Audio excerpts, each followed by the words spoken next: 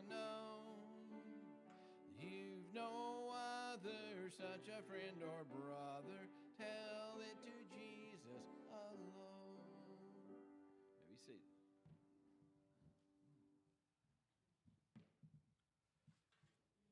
Good evening, everyone. Good to see everybody out tonight. As we open up, Doug, would you open us in prayer, please?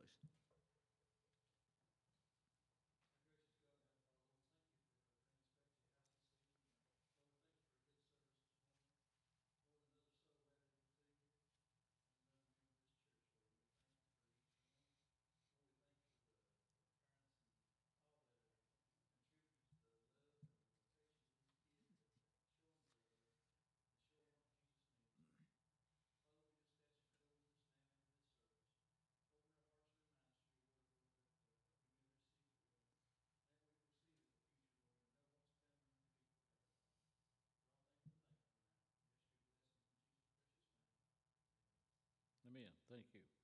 As far as announcements are concerned, Deacons meeting tomorrow night at 7 o'clock.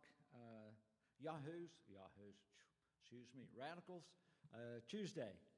We'll be going down to Riverview Elementary to hand out school supplies, as you see here. If you haven't brought yours and you've got some that you want to bring or you want to go get some, try to have those here before 3 o'clock. Or actually by noon on Tuesday, okay? And that way I think they're going to load them up a little bit early and try to have them down there by 3 o'clock. So if you can help out with that, that will be wonderful. On Wednesday, we will be having our business meeting. Then on August the 10th, the Awana Kickoff Pool Party. That'll be from 6:30 to 8:30 at the YMCA. And then on the 17th, the youth will have their kickoff party. And that'll be from 4 to 7 on the 17th. On the 24th of this month, we will be electing 2 new deacons, okay? So be praying about that. I think Travis and David Thornberry are the 2 that go off, okay? So can't vote for them. Can't vote for any of the 8 that's on there now. We'll have that list in the bulletin probably next week so that you know who's on there. And you can be praying about who God would want for us to have the next 2 deacons to be. Also, the coming up on September the 6th is the car show here at the church, and Scotty asked if anybody want to make any donations to that. Just see him or Brian Stacy, and they will take care of that, and they would that would be greatly appreciated. Are there any other announcements that we need to make? If not, Bobby?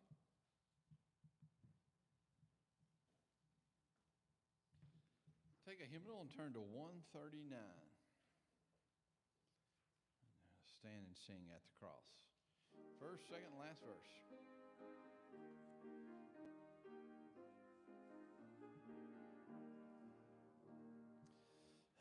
At last, and did my Savior bleed, and did my sovereign die?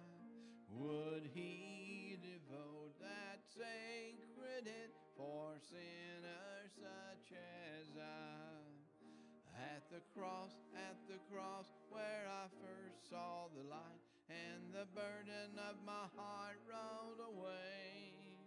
It was there by faith I received my sight, and now I am happy all the day. Was it for crimes that I had done he groaned up on the tree? Amazing pity, grace unknown, and love beyond degree. At the cross, where I first saw the light, and the burden of my heart rolled away. It was there by faith I received my sight, and now I am happy all the day. But drops of grief can ne'er repay the debt of love I owe.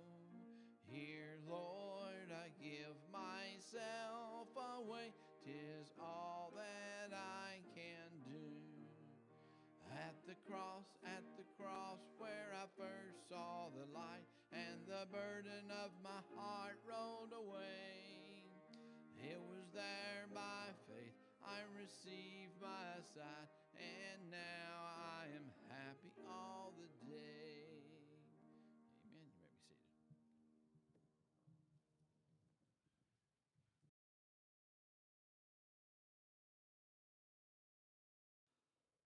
All right, before we get into our Bible study tonight, by the way, how many of you got one of the church pins? I found out today that these will ride underwater. And a lot of other words, too. Okay. We'll take, Jim told me that one, so you can blame Jim for that one, okay? All right. All right, so we'll go ahead and take some prayer requests. Is there anybody special that you would like for us to remember tonight?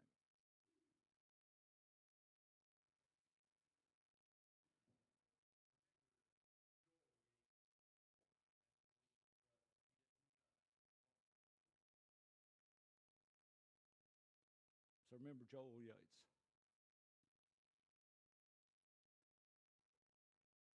Any others?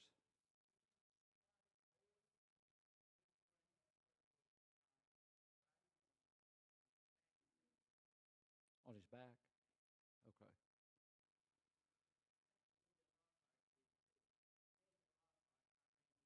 Is she? Okay. Linda Lockhart. She's had back problems for a long time. So that's Beth's mommy, right? Yeah. Okay, Linda Lockhart. Okay, any others?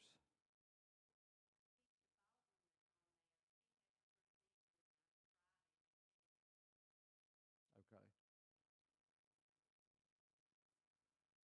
Remember Mitchell Van Dyke too? I think he goes Tuesday to Roanoke to see his surgeon up there. So, and I think you know, since he's had the ablation, then they can plan that surgery somewhere down the road. And now Nyla and Alex, or I think Alex is going to do the driving up there. So uh, Mitchell can't drive for a week or two, maybe even longer than that. It just depends. So I'll be praying for Mitchell, if you would. Any others?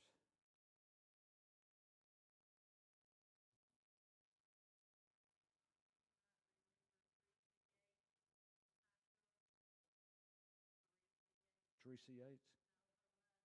Oh, okay.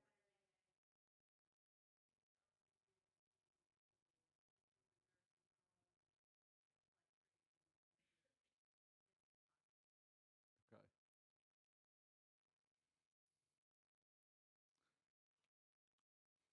Any others?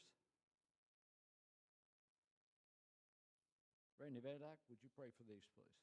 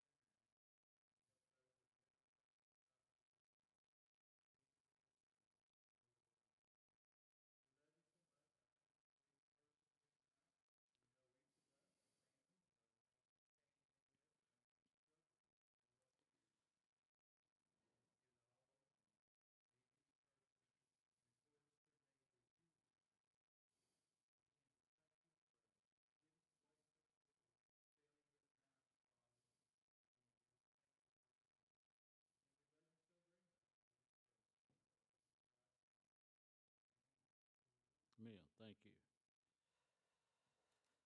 All right, if you have your Bibles, if you'll turn to Daniel chapter 10.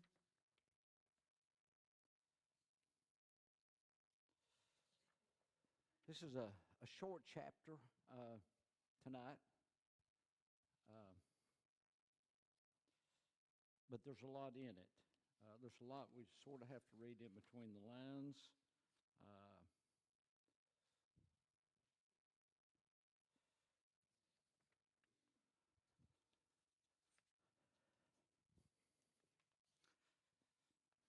So if you'll get those out, we'll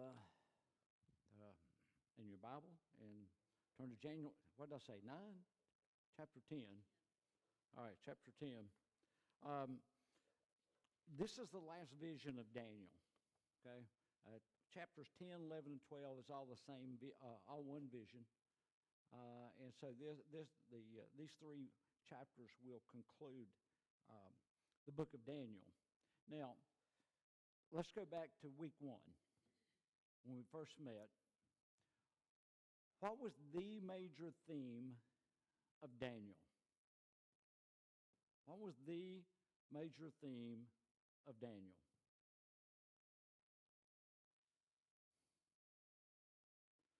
God, sovereign God, is over the affairs of all the kings and the nations, okay? God has control over all those things, okay? Over the kings, over the nation, God is sovereign. God will do what he wants to do. And he uses even pagan kings and pagan nations to accomplish his will. We know he did that with Babylon, with King Nebuchadnezzar. In these next 3 chapters, especially in this chapter, we will see the work of spiritual warfare. Now, a lot of people may not believe in spiritual warfare, but it's gone on since Adam and Eve in the Garden of Eden. When Satan was kicked out of heaven and he deceived Adam and Eve, and there's been a spiritual war that's been going on and still goes on. We will see this tonight. One of the things that we know that God has a plan. God will accomplish his plan. But we also know Satan is against God's plan, okay? Satan will do everything that he can to not allow God's plan to take place, okay? I mean, you can go all the way back and you can look, even in the Garden of Eden, that Satan would love to have destroyed mankind, okay? Why? Because he knew that God was going to establish the nation of Israel that would be God's chosen people. That the Messiah, the Savior of the world, would come from that. And from that point, Satan has been trying to destroy the nation of Israel and continues to try to destroy the nation of Israel. However, as we study God's Word, we know that God will not allow that, although it will be a hard time for the nation of Israel till Jesus Christ comes back. And so here we see tonight, as we look at this, that God is in control and God has a plan, and we can see how Satan tries to thwart the plans of God, okay? So as we look here, we know this is the last vision, and the latest date for the book of Daniel is 536 BC, okay? In other words, that's the latest date that we have for the book of Daniel. Now, there are some people who say that Daniel was written after the fact because the prophecies are so right on that there was nothing that they can prove that Daniel wrote that wasn't prophesied, that wasn't fulfilled. And so we will see Daniel actually gives us a date that we can mark down on the calendar and says this took place then, okay? So as we begin here, we see that it says here, in the 3rd year of Cyrus, king of Persia. So we can go back 2 years before that. We know that when Cyrus came in, we know that God used Nebuchadnezzar, but now God is going to use the Medes and the Persians, especially Cyrus, to carry out his plan. When Cyrus came in as king of Medo-Persia, that Cyrus had a favorable outlook on or favorable leaning towards the Jewish people. And when he came in as king, he allowed the nation of Israel to start going back. All those that really wanted to could go back to Israel to start rebuilding the temple, not Jerusalem, but the temple. And we know that year, in the first year of Cyrus, that some of the Jewish people went back. And we know that was a concern of Daniel because there wasn't as many people that were going back that Daniel had hoped, okay? And so we know that took place. As we read this chapter, Daniel was still in Babylon, and the rebuilding of the temple is going on in Israel, okay? So Daniel learns a whole lot. This is the last vision that he has here. And as we look at it, let's read verse number 1. It says, in the 3rd year of Cyrus, king of Persia, a message was revealed to Daniel, whose name was called Belteshazzar. And the message was true, but the appointed time was long, and he understood the message and had understanding of the vision, okay? So here he was. God revealed to him a message, a vision about the nation of Israel, okay? And it was way in the future, okay? Now, we know that he says there that the message was true. Daniel understood the message to be true, that the message was from God. But it says the appointed time was long. Now, if you look on your outline there under verse number 1, it says it could be translated, the appointed time was long, could be translated, of a great conflict. It concerned a great war, okay? So we know, what did Daniel learn from that? That for the nation of Israel, it was not going to be easy. They were going to be involved in wars. They were going to be involved in conflicts. It was not going to be an easy time for the nation of Israel. Daniel understood that. He understood the message, okay? And then he says, in verse number 2, he says, in those days I, Daniel, was mourning 3 full weeks. Now, why was Daniel mourning? Well, first of all, he probably understood the message. This says that he understood the message that God gave him, the vision that he gave him. He was concerned for his people, okay? Because he understood there was going to be a great conflict for the nation of Israel, okay? And so, and he was also concerned that not many of the Jewish people that were there in Babylon had the opportunity to go back to Israel to help build the temple, okay? So there we see that Daniel has a very great concern for his people, his country. And so Daniel begins to pray, okay?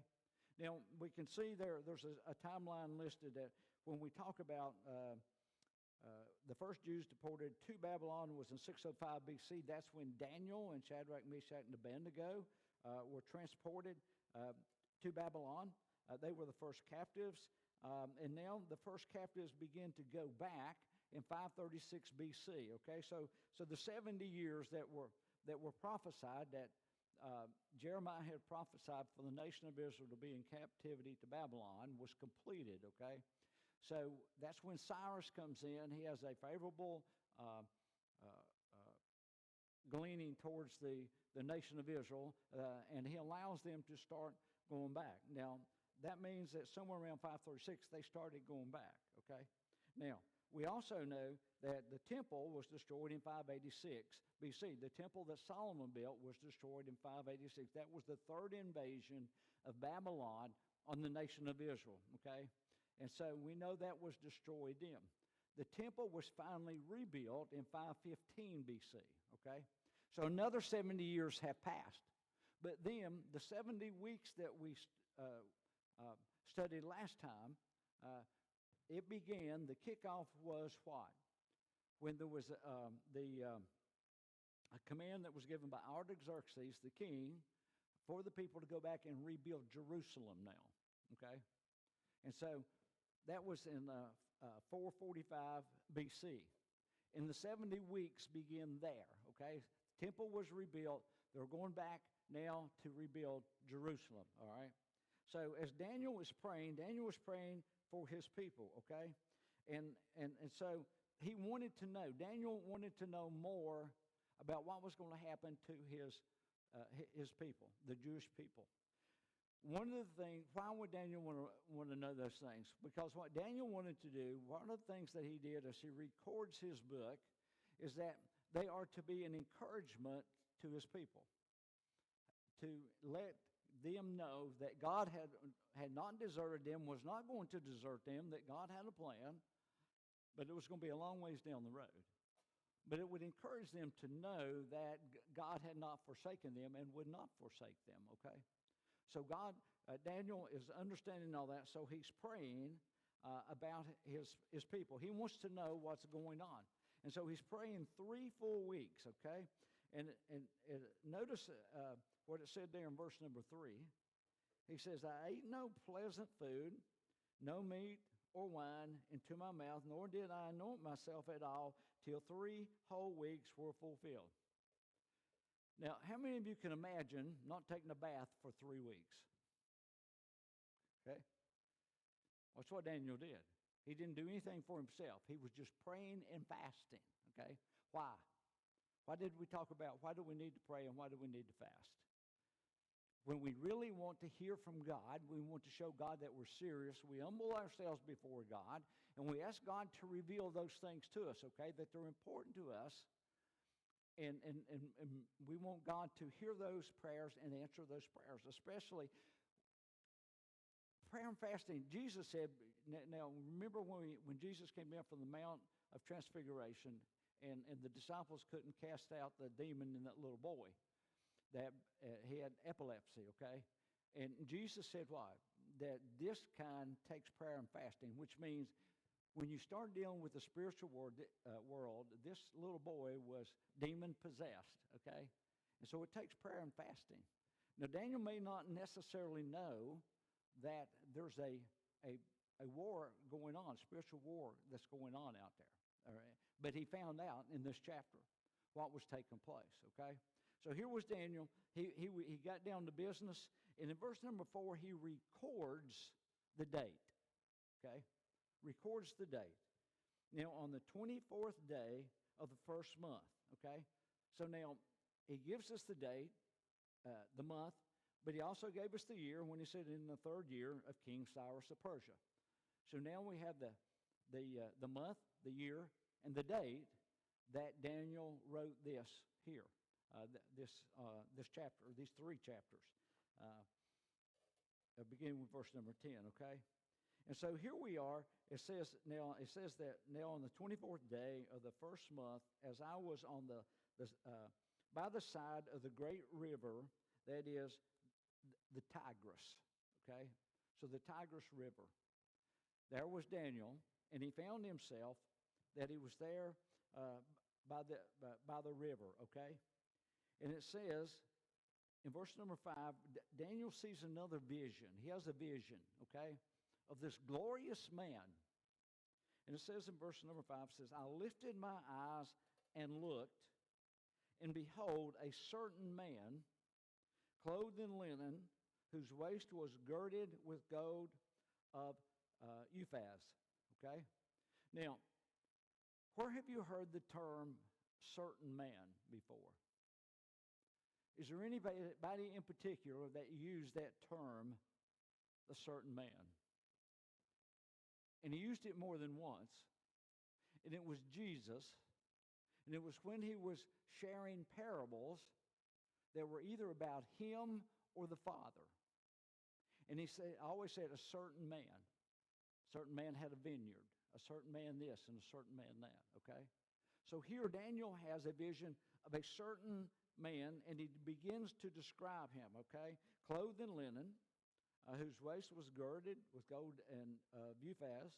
His body was like beryl, his face like the appearance of lightning, his eyes like torches of fire, his arms and feet like burnished bronze in color, and the sounds of his words like the voice of a multitude. Now, is there any other place in the Bible that describes a person like this? And the answer is yes. And it's in Revelation, and it's chapter 1, and it's verses 12 through 15. John was given a vision of Jesus, okay? Basically the same vision of Jesus. John described him exactly the same way, okay? That he saw not the pre-incarnate Christ, because in Revelation, Jesus has already died.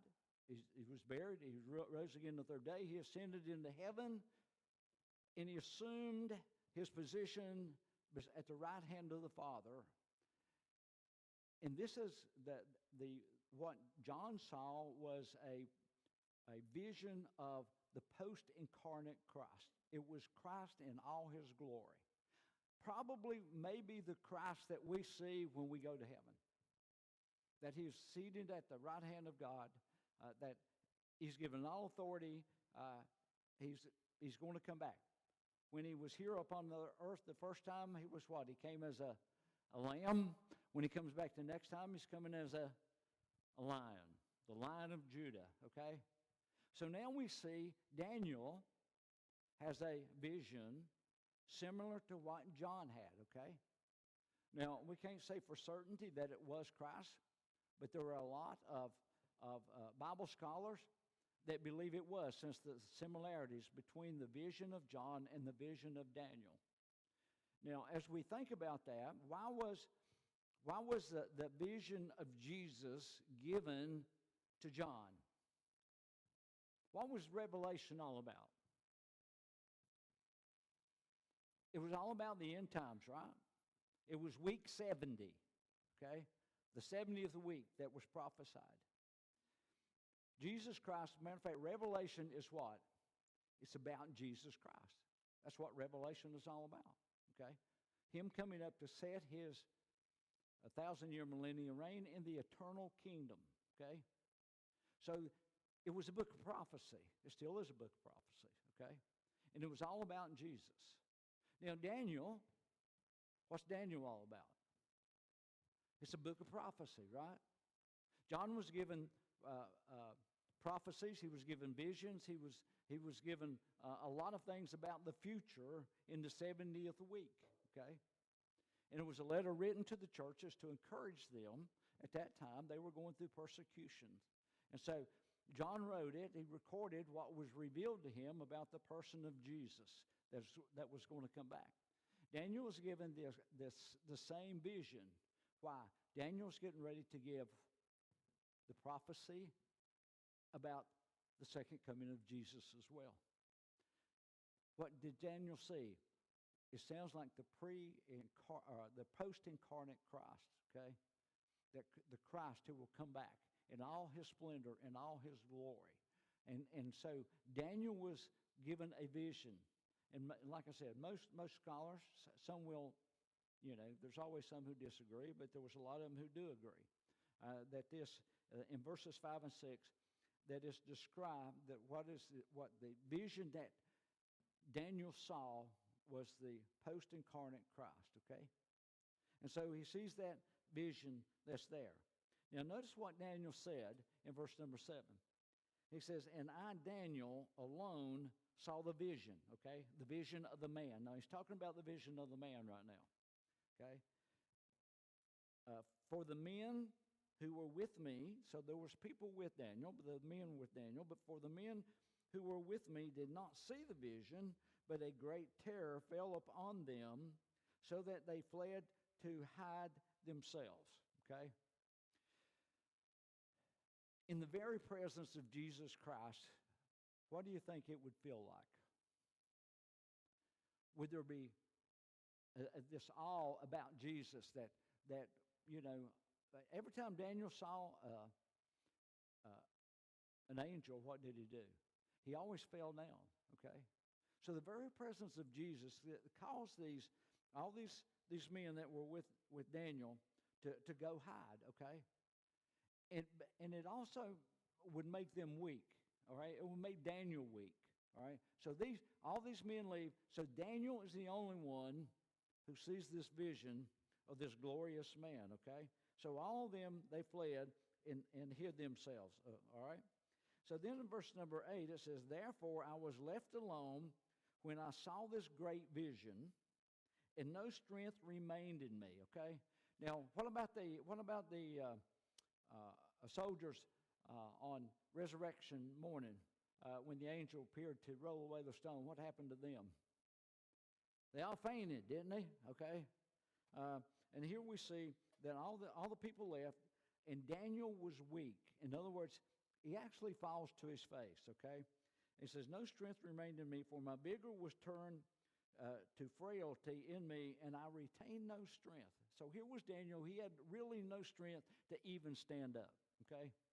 I can remember the first time I ever preached a sermon, okay? It was down at Cedar Creek Baptist Church in Russell County. And first time I ever preached, I was so nervous my legs shook, okay? It's imagine I could even read anything. I was shaking so much. But imagine, what if we were standing in the very presence of Jesus? How do you think we would feel? What would we do? Well, the song, I Can Only Imagine, okay? That's all we could do, right? Oh, I could only imagine. And so here was Daniel, and he was standing before probably Jesus Christ, all right? And of course, the Old Testament, they were familiar that God would probably send a Messiah, but they had no idea who it was. And so here we see in verse number 9 then, it says, yet I heard the sound of his words. And while I heard the sound of his words, I was in a deep sleep on my face, with my face to the ground, okay? So here's Daniel. He heard the words of this glorious man. And notice what it says there. It says, I heard the words. It doesn't really say Daniel understood the words. Because what happened to Daniel? Daniel fell on his face, okay? It says, I was in a deep sleep on my face. He could hear the glorious man speaking, but I don't know that he could really understand what he was saying, and that this angel, or whoever it was that comes here in next, is going to tell Daniel what the vision is all about. Maybe Jesus was talking to Gabriel and explaining to Gabriel, this is the vision. I want you to explain it to Daniel. Okay? Now, is that what happened? I don't know. Maybe. Okay? Because we do know that it says that Daniel was on his face in a deep sleep, and my face, with my face to the ground. Okay? So notice that position first of all. Now look at the rest of that verse number 10. It says, suddenly a hand touched me, which made me tremble on my knees and on the palms of my hands. Okay? Now it says a man. It doesn't say the glorious man, the vision that he had of this glorious man. But he says a man, okay? And it says suddenly a hand touched me, and which made me tremble on my knees and on the palms of my hands. So here we have Daniel, first of all, he's laying on his face. He was asleep, and then here comes, maybe it's Gabriel, and Gabriel touches him. And then what happens? Well, he gets on his hands and knees, okay? So that's what verse number 9 says, okay? It says, I tremble on my knees and on the palms of my hands. Then come to verse 11. And it says, he said to me, O Daniel, man greatly beloved, okay? So we know that Daniel was loved in heaven. It's not the first time that this term was used for Daniel. He's greatly beloved. Understand the word that I speak to you and stand upright. For I have now been sent to you, okay? While he was speaking this word to me, I stood trembling. So now he was going from being on his face to being on his hands and knees, and now he's trembling.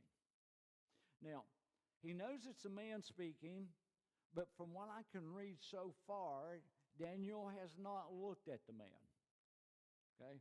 Because when we get over a little bit more, then he finally looks at the man. Here, it's sort of maybe referencing that, he hadn't even looked. He's laying on his face. He was asleep. This guy comes up and touches him, probably maybe from behind. So he gets on his hands and knees, and now he's up on his feet, okay? And while he was speaking this word to me, I stood trembling. Then verse number 12 says, when the angels came to Mary and Joseph and to the shepherds, and what was the first message that they always gave them? Peace, okay? It was always a message of peace, okay? And he said to me, do not fear, okay? He told him, do not fear. That's what the angels always told him. If you were in the presence of an angel, would you fear? Yeah, probably, if you knew it was an angel, okay? And so anyway, Daniel, he told Daniel, don't fear, for from the first day that you set your heart to understand and to humble yourself before your God, your words were heard, and I have come because of your word. Now, how long ago was it from this date to before Daniel? When did he start praying? 3 weeks before that, okay? He said for 3 weeks. He prayed and fasted, okay, wanting to hear from God, wanting to know more about his people, wanting to know what was going to happen to them, all right? So here we see this angel, or whoever it was, if it was Gabriel, that he was sent from heaven when he first started praying, which was 3 weeks earlier, okay? And so then now we come to verse number 13, and it says, but the prince of the kingdom of Persia withstood me for 21 days. And when it talks about the prince of Persia, who would the prince be?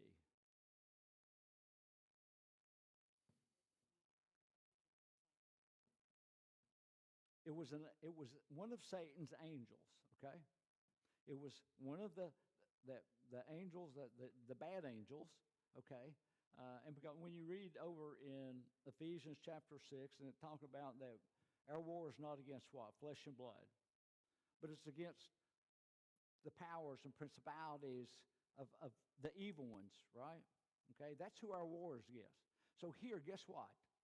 There's a war going on in heaven, okay? And so we see the prince of the kingdom of Persia. So where was King Cyrus from? Persia, okay? So now, why would the demon be trying to stop Gabriel or whoever it was from coming to Daniel? Is there a reason behind that? Well, probably yes. Satan always wants to destroy God's plans. What was God's plan for the Medes and the Persians? Well, they had already started a couple of years earlier.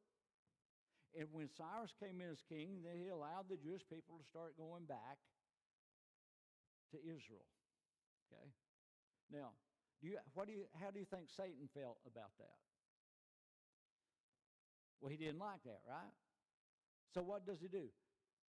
He sends one of his angels, one of his demons, who are going to try to influence the kings of Persia, okay?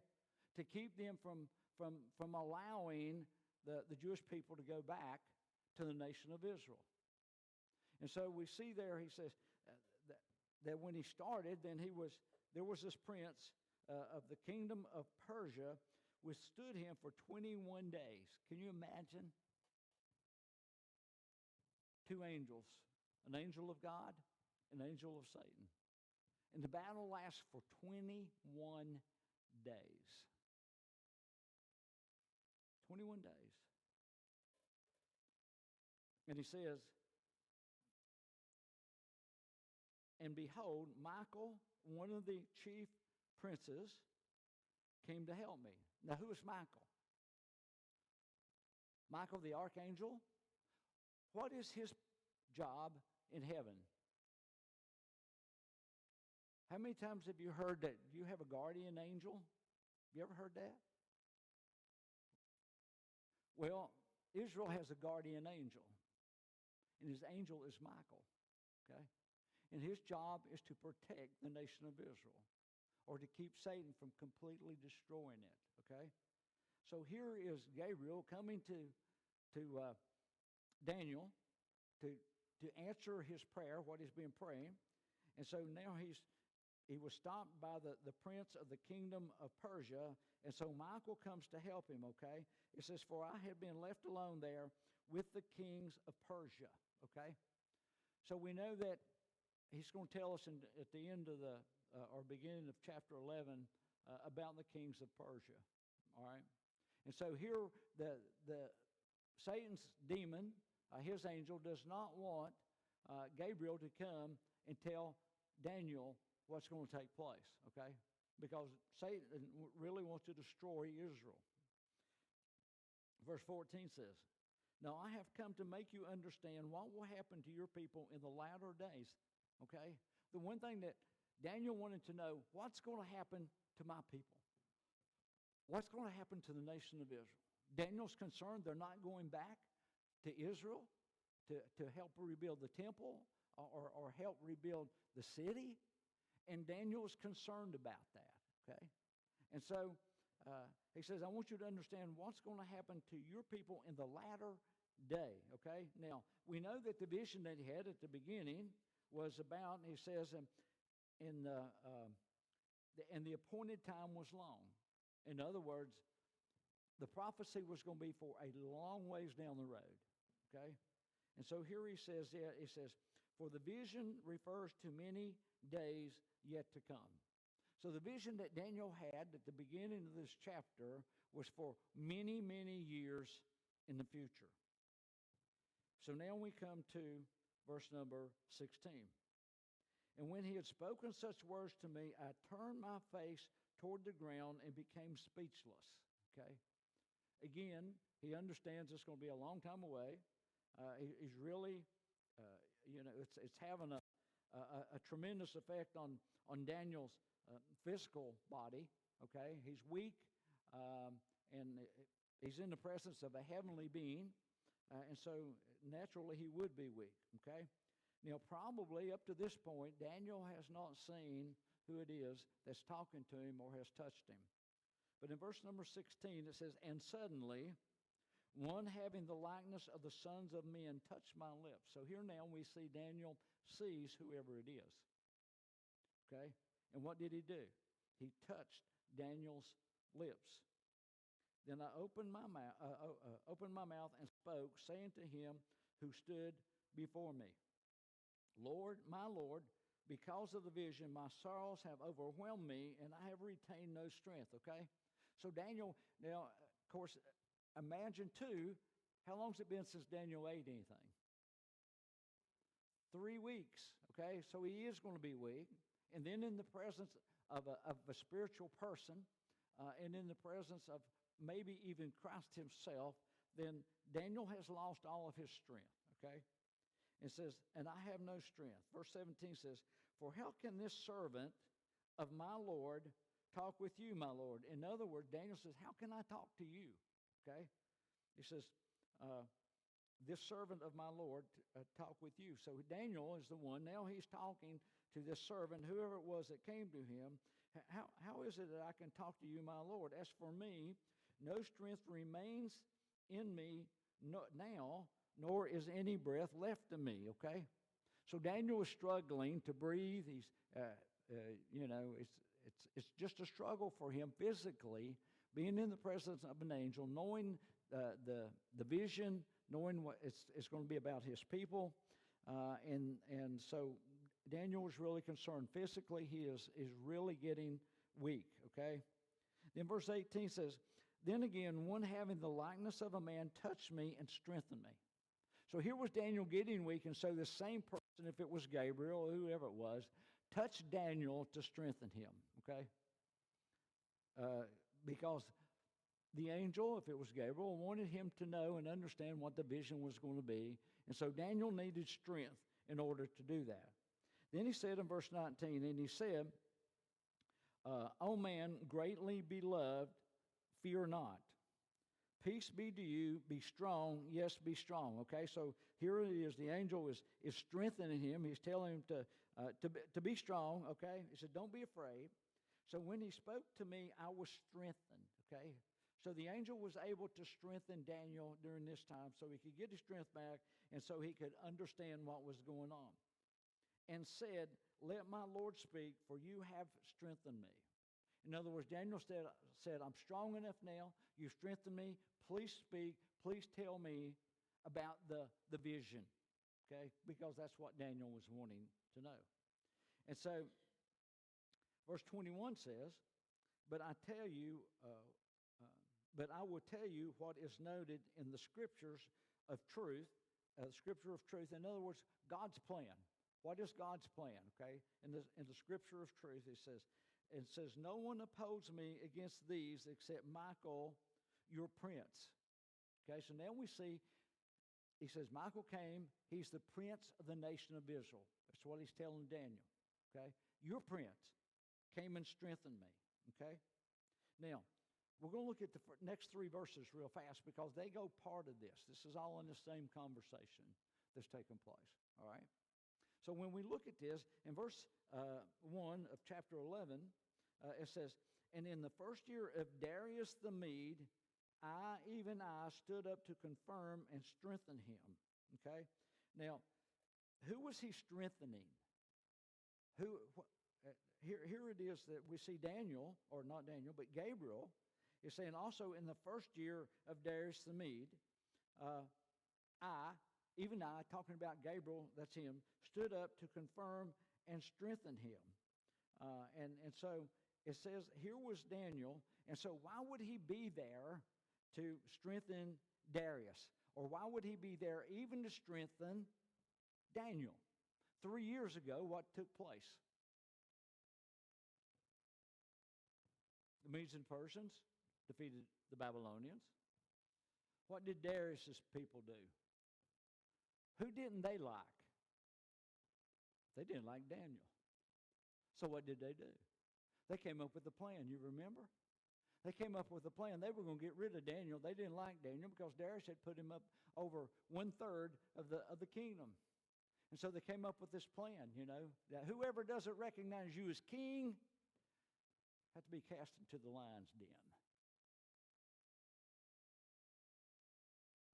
And so what did Daniel say when King Darius or Darius come to him at the end of the night when he went back to where Daniel was in the lion's den? What did Daniel tell him? Was there an angel came by? Was there an angel came by to strengthen Daniel? Was there an angel came by to close the lion's mouth?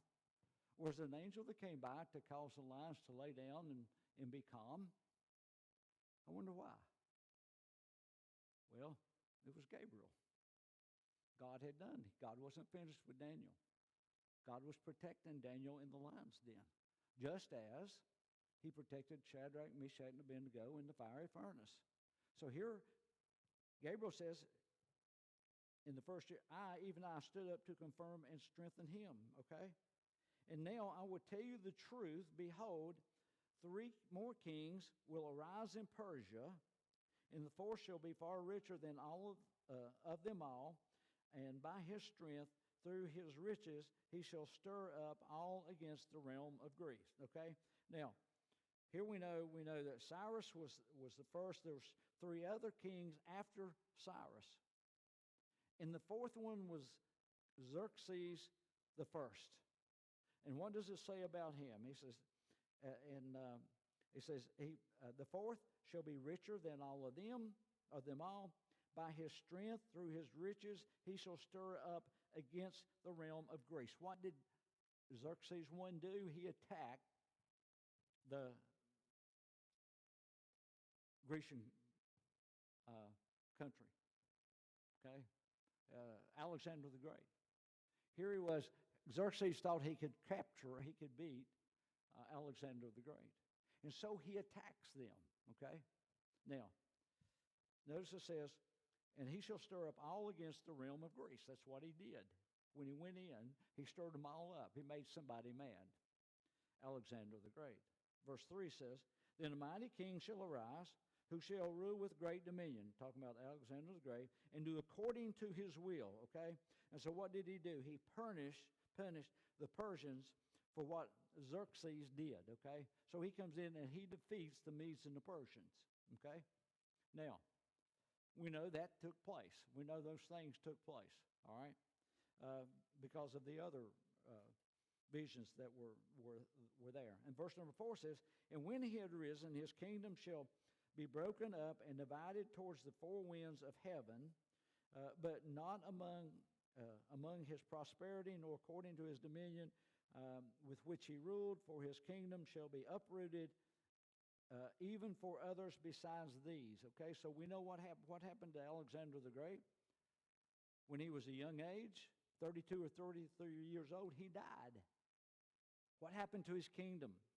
Well, there was a struggle within the kingdom for several years, and then finally, it was turned over to four different generals, okay? And each general had a part of that kingdom, okay? But we do know that once it was divided, notice it says, divided towards the four winds of the earth, four different ones, okay? They didn't have his prosperity. In other words, they didn't have his power that Alexander the Great did. That when you divide one by four, what happens to it? It gets weaker, okay? Because guess what? Do you think all the kings got along? I mean, all the generals got along? No. They had their own program. They wanted to do their own thing. And each one of them probably would have liked to have been king over the Grecian Empire. But we know that it was divided into four. And those four kings, four generals took over, okay? Now, we're going to close here tonight because beginning with verse number 5, then it starts to break down and it goes into a lot of history, okay?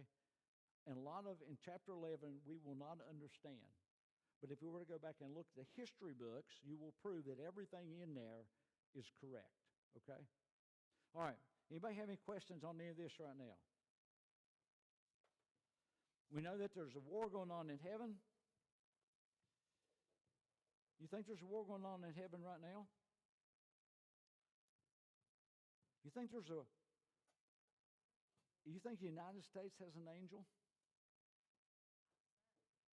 You think there's a war in heaven over who has control of the United States? Why wouldn't Satan like the United States? Because we support Israel. That's what it comes down to. We support Israel. And Satan doesn't like it. Why? He wants to destroy Israel. And that's what he wants to do, destroy Israel, and he wants to be God. And neither of those things will take place. Okay? So when we see a lot of things going on in the United States right now, just imagine it's not about flesh and blood, but it's about spiritual beings in heaven. Okay? Don't doubt for 1 minute that's not going on. Because it is. There's a spiritual warfare. So how can we be prepared for spiritual warfare? What did Paul tell us to do? Put on the whole armor of God. Okay? You can find that in Ephesians chapter 6. Put on the whole armor of God. Okay? All right. Anything else before we dismiss? Kermit, would you dismiss us, please?